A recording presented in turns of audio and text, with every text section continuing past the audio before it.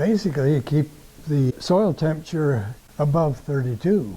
Climate zone 9, 9 and 10. 8, it'll drop below 32. They look like they're covered with grease. And some of them, all the leaves die, and some of them come back from climate zone 8. And they don't like it hotter than about 75, because when the soil temperature hits 100, lots of them defoliate or they'll rot all the way up the stem. They don't grow very good in Hawaii because the day and nighttime temperatures are the same. And they like to cool off. In Florida, you have to insulate the soil because it gets too hot and too wet. And they can't grow them without fans because they'll sit there and grow fungus on them and they just mold away. Their water doesn't have a lot of water spotting like ours does. It has no calcium. Their water is loaded with iron, so they have to aerate their water.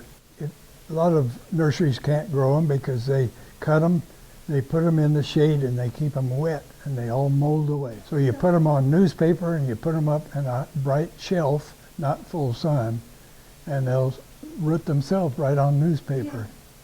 They can take about 2 hours of full sun looking south. You saw some of them between the buildings. Those get full sun for 2 hours. In order to bloom, they require intensity and duration. They're separate. You put them in the shade, they're going to take, say, 8 hours to get enough light to bloom. Real bright, they only need 4 hours to initiate bloom. You put them in the total shade, they never will bloom. It's intensity and duration, they're separate. So I make up the low light over the winter time with the light bulbs over the seedlings. They require extra light, more than 12 hours, and if you don't want them to go completely dormant. Yeah, a lot of nurseries use lights, supplemental lights. I use a little cheap 7 watts lights just about a foot over the benches. Well, the fluorescent bulbs, it's just to trick the plant into thinking it's, grow time, it's spring.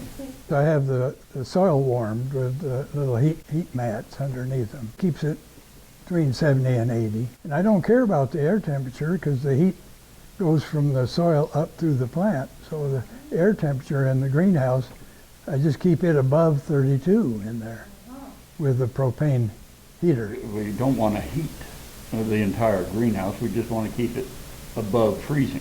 They can take it down to 32. They have for years. If a plant is hypersensitive, we're not going to breed on with it. We experiment with a lot of plants by putting them out in the full extremes to see what will survive. The toughest one we have is Echeveria copeno red. I have pictures of it over at my sister's place with a foot of snow on it, and it was that way for 3 days. It just had real tight curls, singed all the leaves, but it grew back out of it. I also have it was sitting right out here in the full sun for a year. It could take 120 in the sun. So that's the toughest.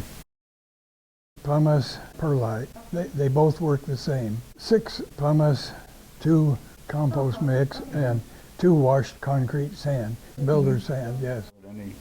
All those ingredients are available at any Home Depot. Let the soil dry out. Okay. Between water, you scratch the surface of the soil. If it's damp, leave it alone. Okay. Mm-hmm. And that's then right. water thoroughly? All the way. Oh yeah. Well, you use nothing over 5% nitrogen because they'll grow awkward and they won't look like themselves. I had a customer in Jacksonville, Florida. I went to his greenhouse. He had these 2-foot Echeverias. They're 2 foot across, and they were all green. He was feeding them grass food, 1864. You grow them in the shade. And I said, he said, "What's the name of these?" And I said, "I don't know." He said, "I bought them from you." I said, "You can't feed them grass food and put them in the shade. They don't look, they're unrecognizable." So I recommend just a maximum of 5% nitrogen, like 522 or 1055 half strength every 2 weeks if you're pushing them, and every month if you're just displaying them. Okay. And you quit in November. You don't feed next until the 1st of February. They go dormant. Well, you cut off their feed, and the temperatures in the fall drops, and they get their first night below 40 degrees, they just color up beautiful. They assemble all their pigments.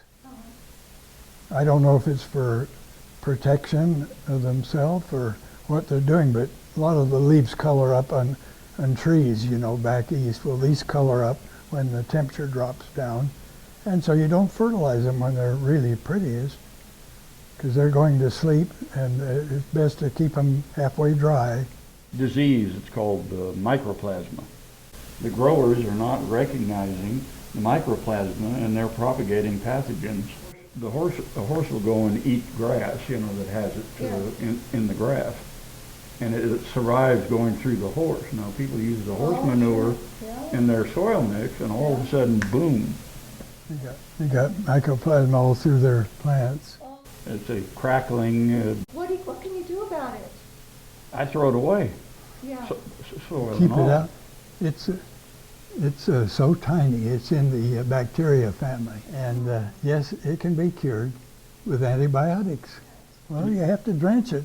It's best to get rid of them and not have any plants. Agromycin now that they sell, you can buy it through the farm stores and stuff. It's streptomycin sulfate.